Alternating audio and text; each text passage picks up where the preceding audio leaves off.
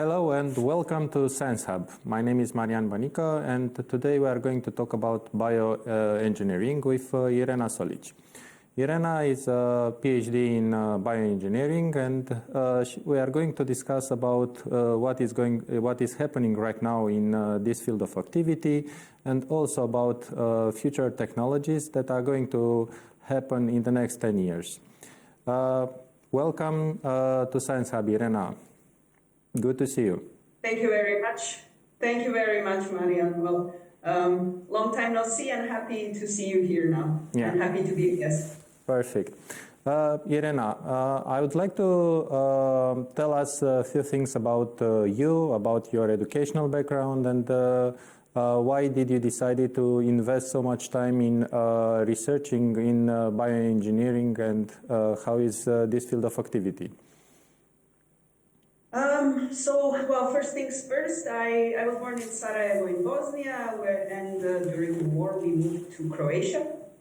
Mm-hmm. My professional journey started at the Faculty of Food Technology and Biotechnology in Zagreb. And I was very, let's say that I was a very prolific student. I absolutely loved the field of food technology, which is my major. I was very much involved in different activities during my studies. My curiosity and willingness to study got me a few scholarships that made the living as a student nicer. So you started in Zagreb basically, even if you are born in Bosnia. And yes. You studied. You received a lot of scholarships and a lot of prizes since you were young. I don't want to say that you are not young anymore. And now. I feel very young. And now you are a researcher at the University of Ghent, right? Or associated with University of Ghent. I was a researcher recently I was a researcher in a private company, mm-hmm. Where I moved just a couple of months ago to a bit more of a commercial role. However, my path is more or less research-based. So when you say University of Ghent, I was happy and honored to get a position of assistant professor at Ghent University, and this was a position that I held for 6 years. This is the system there. So if you get employed as a teaching assistant, the mandate is a bit longer, making your research project to be a bit more broad. Mm-hmm. So it's not if you. Usually the idea with PhDs is it's around a 3 or 4 year project, which is financed by the industry.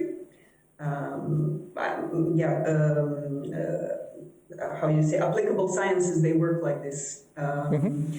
However, for me it was a little bit different because I had a lot of teaching activities in the meantime, so I could take the time to really investigate what I set out to investigate.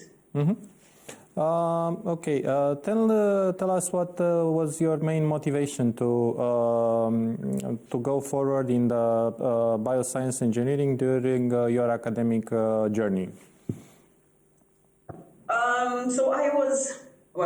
At the moment I was in Croatia, and I got a very nice position as a lab manager in Croatia. However, our resources and infrastructure, they are limited. Mm-hmm. And they were, when I say they are, I'm not sure about the present, they were limited at that time. So in order to progress with tangible skills, I knew that I needed to leave, and I knew I needed to leave to Western Europe, most likely. I fell in love with Belgium. The first time that I came there in 2008, I liked the balance between how they work and their social life and the protection of the citizen inside the state. So I don't know, luck found me, and I managed to I managed to get a position there. Yeah, it's a totally different work balance between Eastern Europe and Western Europe, and I think and I also managed to understand this on my own. Tell us about your research interests right now, and what are the main things that you are involved right now? Before that, I have to say that a couple of years ago, while working for a company called Thermo Fisher, Thermo Fisher will be a well-known name for most people involved in science, because in every lab that you enter, there are Thermo Fisher instruments and consumables. So during my work, this is a big corporation, a fantastic company to work for. I highly recommend it as well. I wanted to return a bit more to research, and I got interested in the field of alternative proteins. So alternative proteins, what does that mean? There is a global movement to reduce greenhouse gas emissions until 2030, or to achieve, let's say, zero emissions. And one of the main polluter in this aspect is the food industry, especially livestock rearing. And I saw, also I had a period of my life where I opted for vegetarian diet, and I saw potential in this niche, not only from a human side towards animals, but also as a scientist, because the field is very progressive. Many activities being undertaken, and also unlike the food industry that is fragmented around the world, the movement of alternative proteins is at this moment quite collaborative. So people from all over the world will collaborate together in order to reduce meat consumption worldwide. So when you say basically you are referring to cultured meat?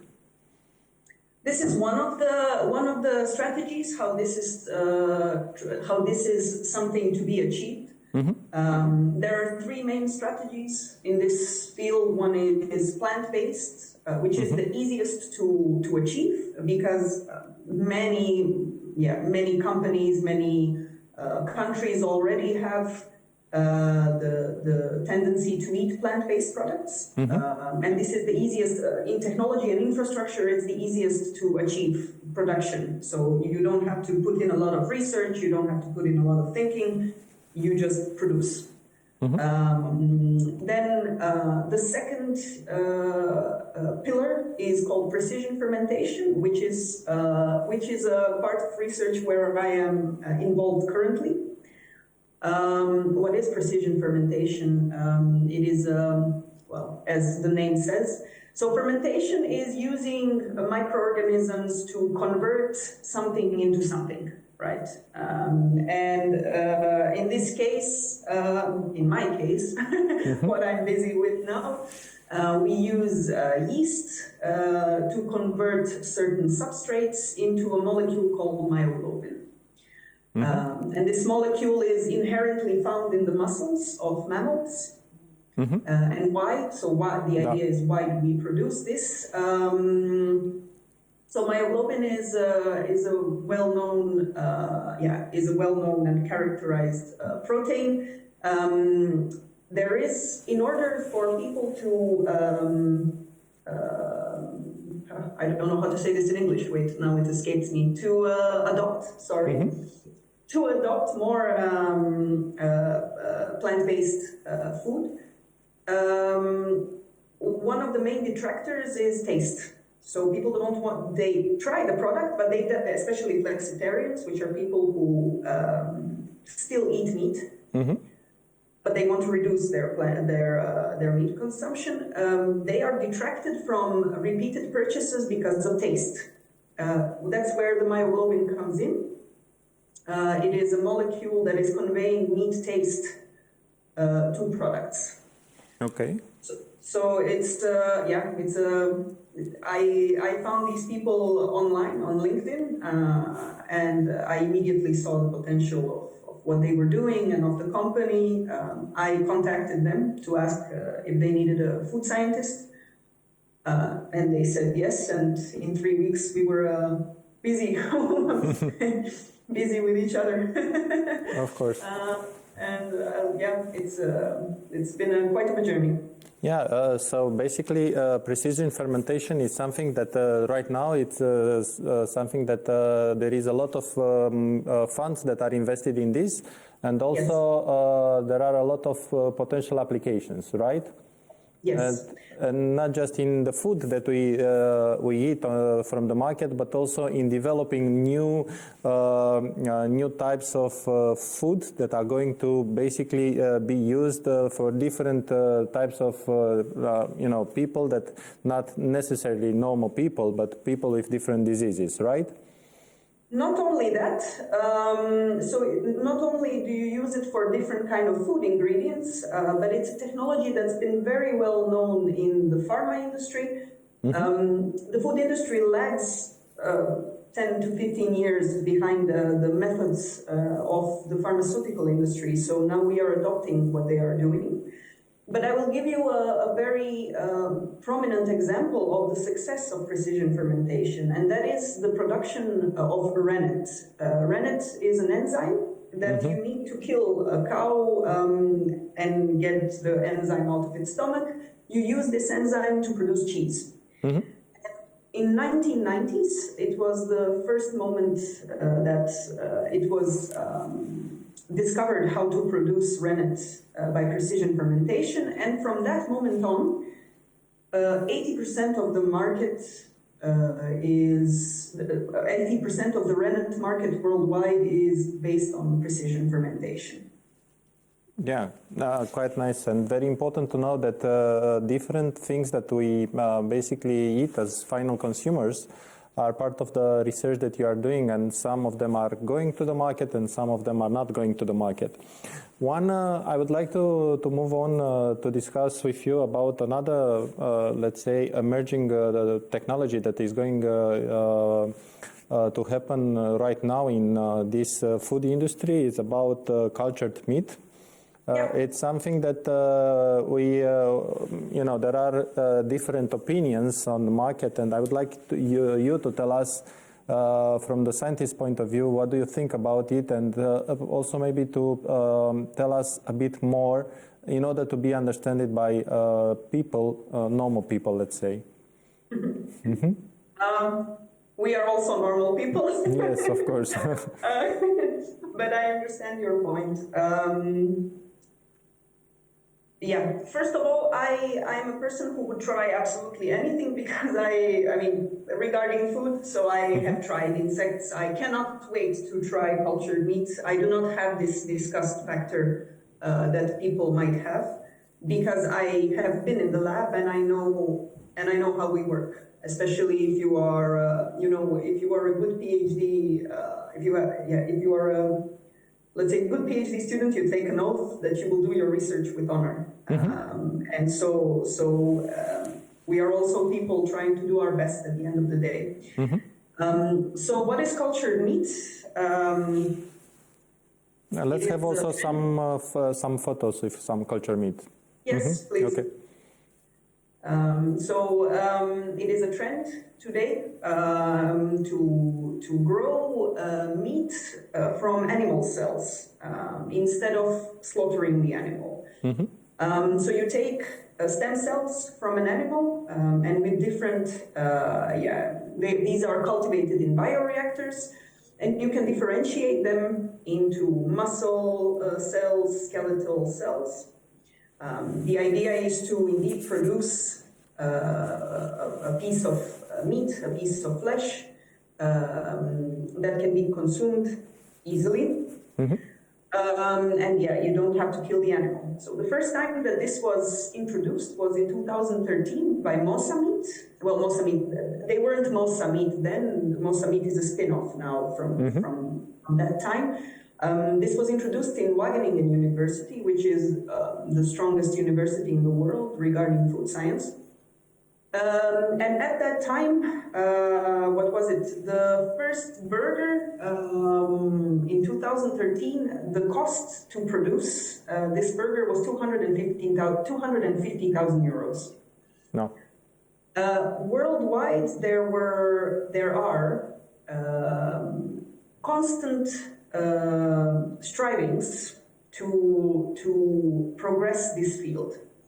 There is currently around 150 companies worldwide dealing with production of cultured meat and reducing the costs of cultured meat.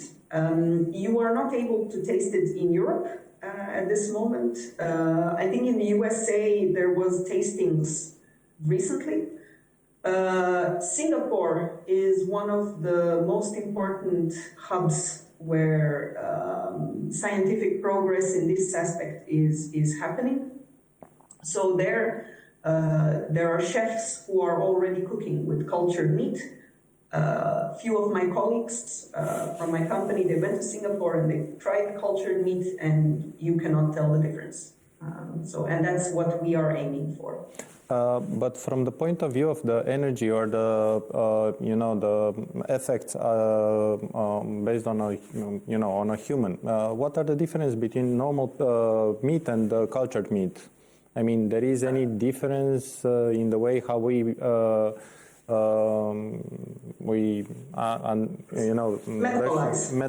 metabolize this meat? No. So there is no difference. Your organism does not recognize the difference between beef from a cow and so proteins from a cow and proteins from the stem cell of a cow. Whoa. It's the same. It's a similar debate like with GMO, right? So your organism, when they take apart the food and take micronutrients from it, it doesn't really know if the protein comes from a non-GMO crop or a GMO crop.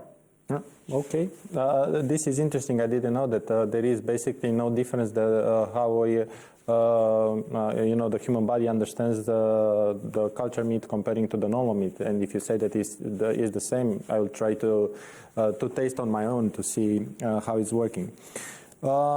Okay, another topic that I would like to discuss with you, and it's very important, is the technology that is used in the agriculture and the food industry.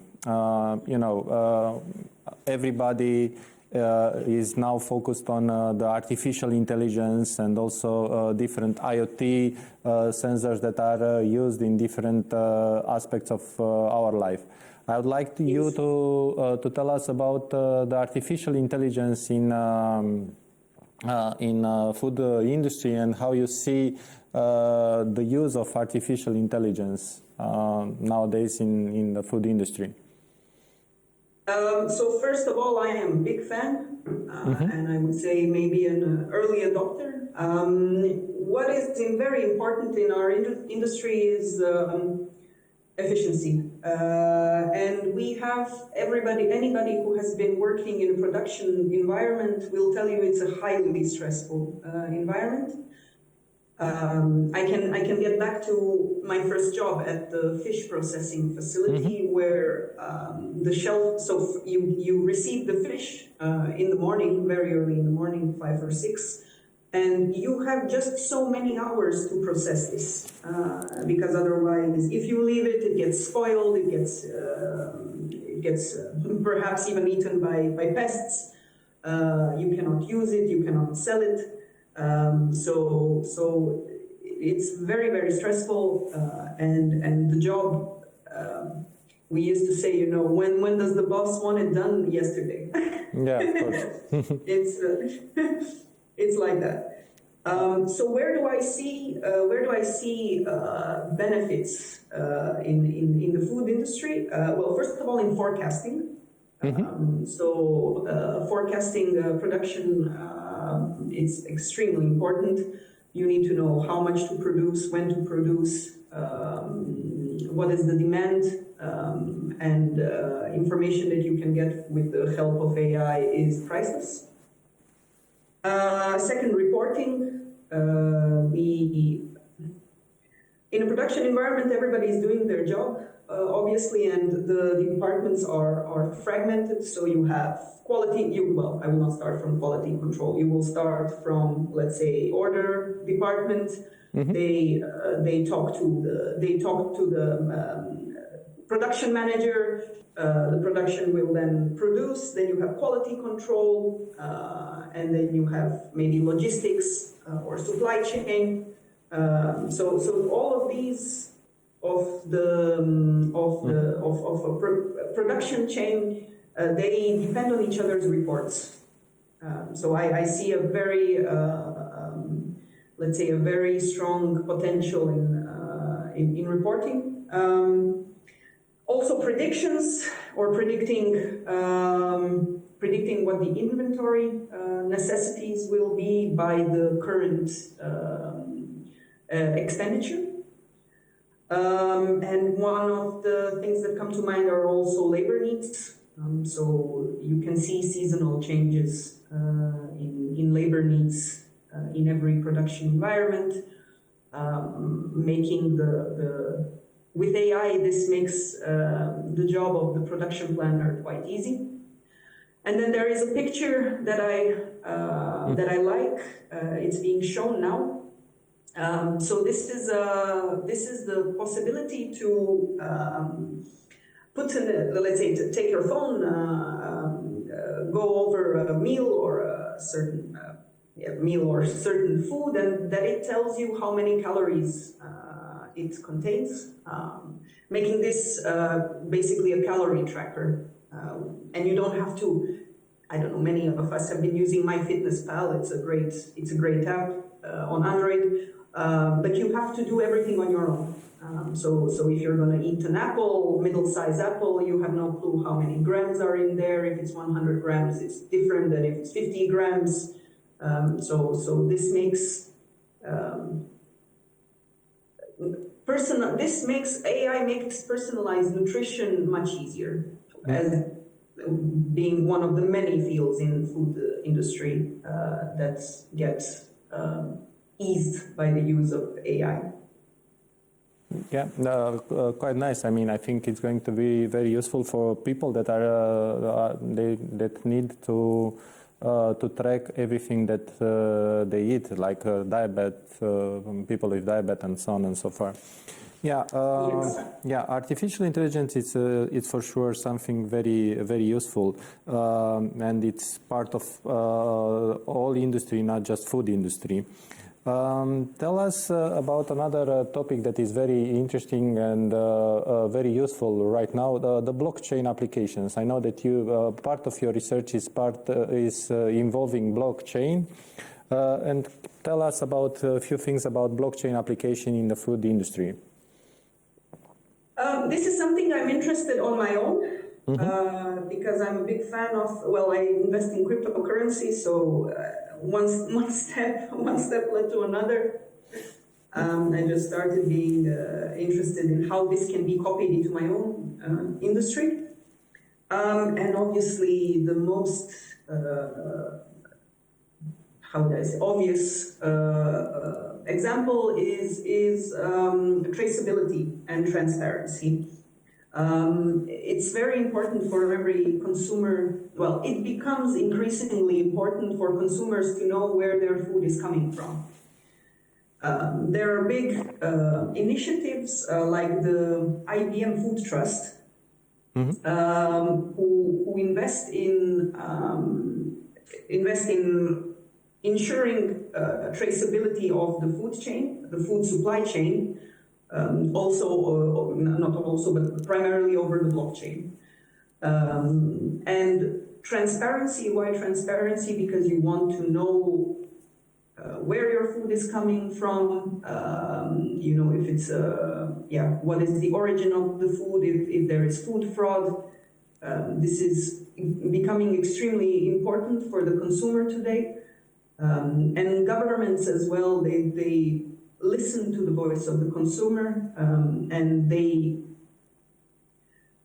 give an amen to all initiatives that go in this direction. So traceability is a very important thing in how we produce and how we consume, and maybe also what are the wastes of the thing that we, what we can recycle after we eat the food. Absolutely. Yeah. Also, I think that blockchain is quite related also with smart packing, and I know that a trend and a very important trend in food industry, but not just in food industry, it's smart packing. Tell us a few things, and what do you know about this? So smart packaging is not only related to blockchain applications, it is also related to very practical issues in the food industry, and that is spoilage. One of the, what is a package for? A package is used to protect the food and then also to be able to transport it easier. But in the meantime, many things happen with the food product. You will see this thing, the best before date or use by date. These are dates that have been placed by the producer where they guarantee the freshness of the product so that it is not spoiled. Sometimes, but these are done outside. No. These are done in conditions that you think are, let's say, are going to happen during the supply chain. Sometimes these conditions are not respected. What does that mean? Maybe the product, somebody took your fish, if you're a producer, and maybe the logistics person didn't keep it in the fridge for an hour. This immediately influences the formation of microorganisms. And so what are the initiatives? The initiatives are to make certain sensors to be able to detect early signs of spoilage, so that you, as the consumer, know by a certain bump in the cap or something, or the label changing color, that you know what happened with your product and should it be safe to consume. This is one example. A second example is from a company that I stumbled upon recently, and I found their product fantastic. I met these people at a conference, an EID food conference. What do they produce? So they produce big boxes for transport of fruits and vegetables. And these big boxes, they will have different kinds of valves that control the release of CO2 and the intake of oxygen. And depending on which product you have inside the box, you will close a certain number of valves or open a certain number of valves. And it's really mind-blowing, their results. For example, they've done these tests on raspberries. They prolong the shelf life of raspberries for 80%. It's absolutely fantastic. Yeah, and I see also in the image that there are also some RFD sensors and also some sensors for temperature. And can you explain also what it can be done with RFIDs in general? Traceability. This is something that can be used as well to do market predictions. As people buy the products in the supermarket, these things, they get reported somewhere, and you have a certain, how would I say it? Yeah, a certain report of the products that are being sold. And with this, you can do predictions. And of course, also traceability. So everything with these kind of barcodes, they are related to traceability in the food chain.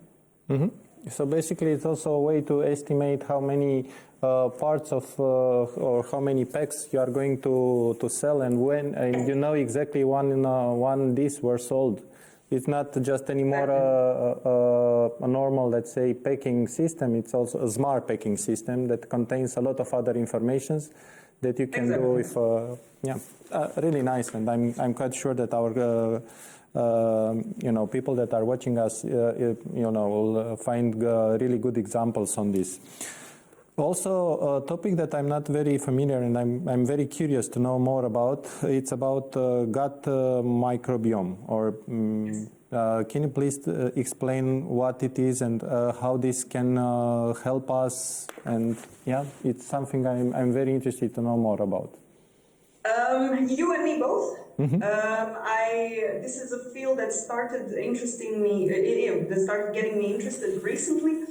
It is also, let's say, it falls into this area of personalized nutrition or precision nutrition. It's also a term. And what does it talk about? There is increasing. There is increasing. I became all excited. There is increasing evidence that there is a connection between the microorganisms that live inside your gastrointestinal system and your mental health, for example, or the use of medication, the medication that you use, the diet that you have. And so when knowing what is your microbiome and what is a microbiome, it is the fingerprints of all of the bacterial species that live inside your gastrointestinal system. When you have this fingerprint, you can manipulate your microbiome to become better, and in this case also improve your mental health, improve your overall health, or reduce the damage done by consuming certain medication. Mm-hmm. It's something very useful for people that are very interested in nutrition in general, or they have problems with, because as far as I know, there are a lot of people that have a lot of problems with, let's say, drugs, medicines that they take, and also with the sugar that is very used in the food industry, maybe to can you tell us about what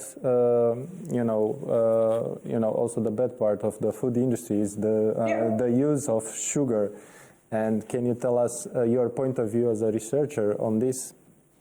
Yes, so sugar is used as a pelletant, and it's I learned about the mechanisms very long ago. So I don't want to go there, but I know that it's used as a thing that makes your brain desire more of the product more often, right? So, and sometimes it's not only that, sometimes it's just it makes the product taste better. So if you are consuming let's say flavored milk, you know that there will be sugar inside, right? It's not something that you can avoid. The good thing is that there are now labels telling you, the nutrition label. So it's a step forward. But you as the consumer have the ultimate responsibility to choose what you're going to eat. I as a consumer, I don't prevent myself to eat anything, but I am very mindful of the dose. So it's a give and take. What I like about good companies in the field and moral companies in the field is that they constantly listen to the voice of the consumer. So you will have many replacements of conventional sugar and a lot of research and product development done to expel sugar out of products, which I'm certain you've seen on the shelves of supermarkets.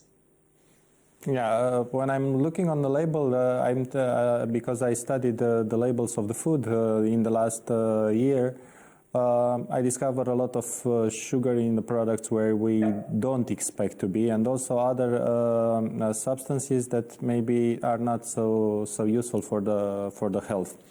But this is another topic we are going to discuss a bit later. Let's move on another topic that is very interesting, and I'm quite sure, and I want to know your opinion about robotics and how people are replaced by the robots. Everybody is, almost everybody is afraid of being replaced by a robot, even if it's a softer robot or a harder robot. What is the situation in the food industry? And maybe you can tell us how robots can, are able to help people, not just to get their jobs. Well, first of all, I don't believe in this. They took our jobs, right? Yeah. It's a very evolving sector. So, and it's not going to stop. The evolution is not going to stop. So you come to peace with it, and you learn to work with it. This is how I envision the future. So sure, there might be a robot that will replace the person carrying the pallets, for example. But there needs to be a person who fixes that robot that carries the pallets. So one job is taken, but another job is formed. And these might be a bit more specialized skills, I understand. But there is a lot of, you would be surprised at how much work in the food industry still cannot be outsourced to robots. Picking fruit, it's not that easy. Putting little fish in cans, still done by hand. Mostly by women, by the way.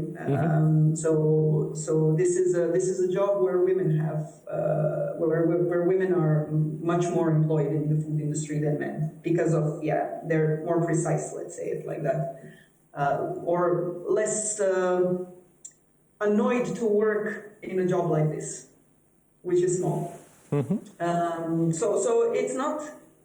While some heavy work will be replaced by large robots, like this big packaging or taking large crates,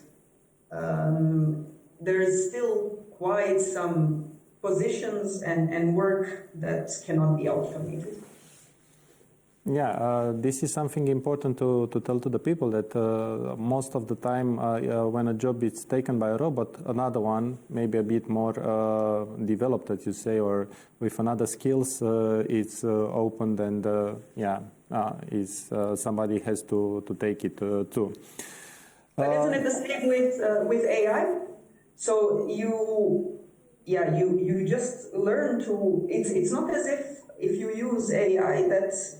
I don't know, ChatGPT will take your job. It does what you tell it, and then you are the one who assesses the quality of the information that's being there. So there always needs to be a human in the end. Yeah, technology basically is used like a co-pilot, not like a pilot itself.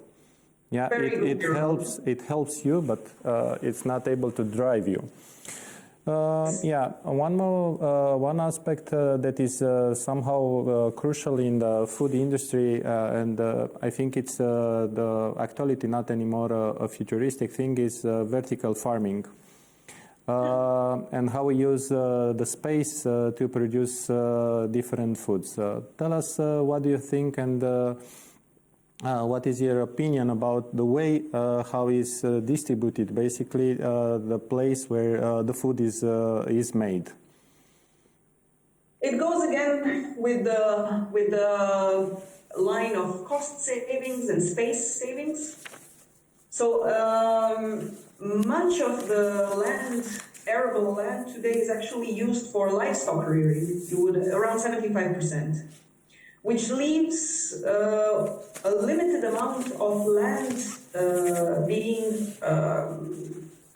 available for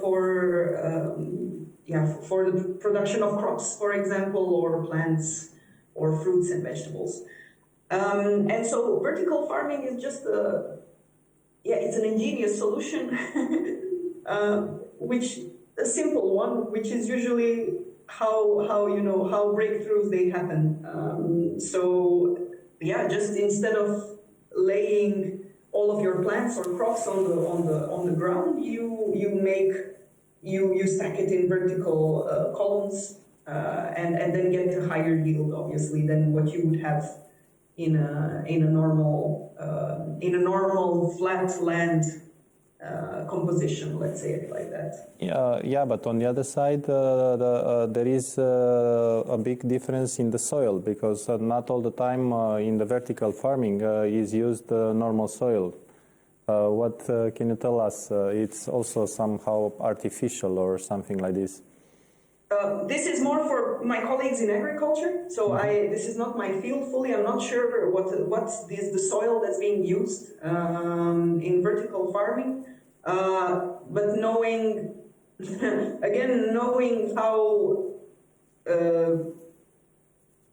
how people work in my field, I would imagine that they also copy these methods. So you do the best that you can with the conditions that you have. These conditions will be different, very different for people in the USA, for people in... Of course. So you will be exposed to different substrates, different conditions, and you make use of what you can. Okay, you told about different conditions. I would challenge you to tell us about a few things about, let's say, atmospheric water generator, or let's say artificial rain used in agriculture or something like this. Did you, in your studies, it was this artificial rain involved in a way or other? Because there are a lot of movies about Nikola Tesla that generated this artificial rain. I'm very interested if this kind of things, atmospheric things, can be, are at this moment at least tested, maybe also used at a small scale. First of all, I understand the problem that they are facing. It is a very common problem in agriculture, and that is the lack of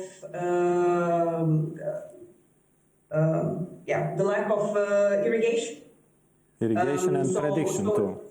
Sorry? And prediction, because you don't know when it's going to rain. Exactly. Yeah. Exactly. So this, as you say, this solves a big problem. It makes the production of it makes your production steady. And it makes you be able to plan your production and plan your yield more efficiently.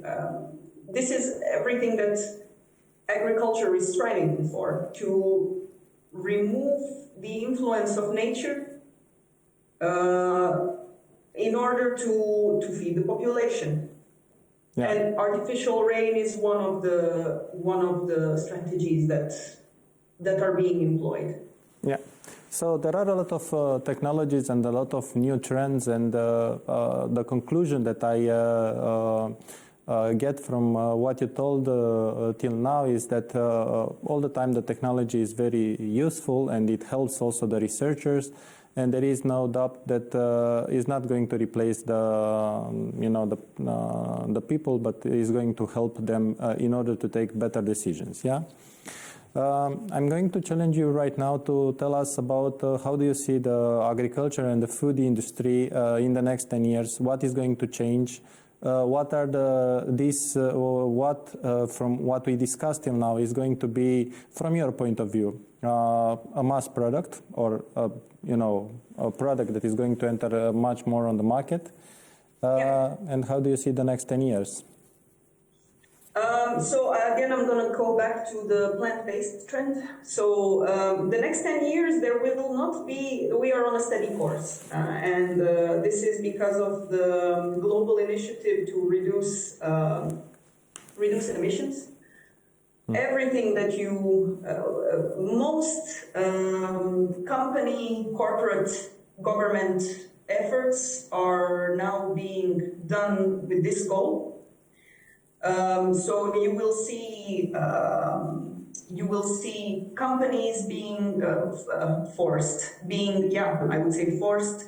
to apply corporate sustainability resources. You will see, and this is something that was announced a couple of months ago, so not only the nutrition label on the products, but you will also see the, let's say, environmental impact label on each product. So this will be instated in Europe. I'm not sure in which year anymore, it's going to be soon. But it was announced a couple of months ago, so that you know the product that you are consuming, how much CO2 equivalents per kilogram it uses when being produced, and it will have the same kind of label, ABCD. So this is interesting. Indeed, applications, so AI and blockchain applications inside the food industry, which is notoriously fragmented, and you would not believe how different it is to produce ice cream than to produce a steak, and it all falls under the same umbrella, and it takes you a lifetime to learn about each one of those production processes.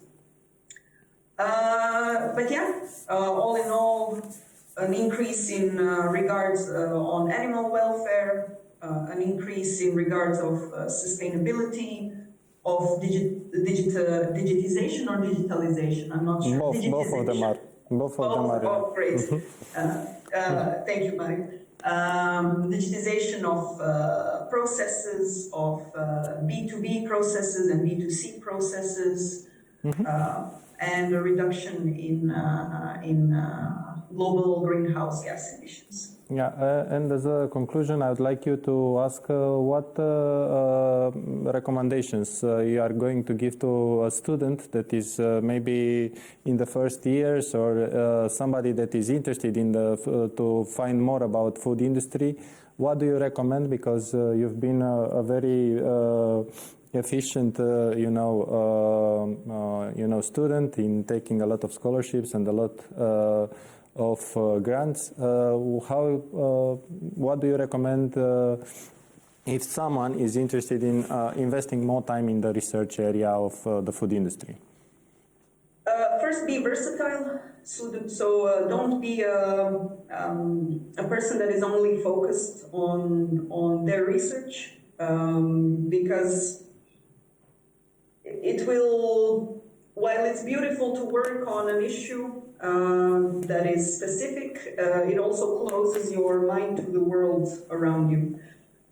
So I would sincerely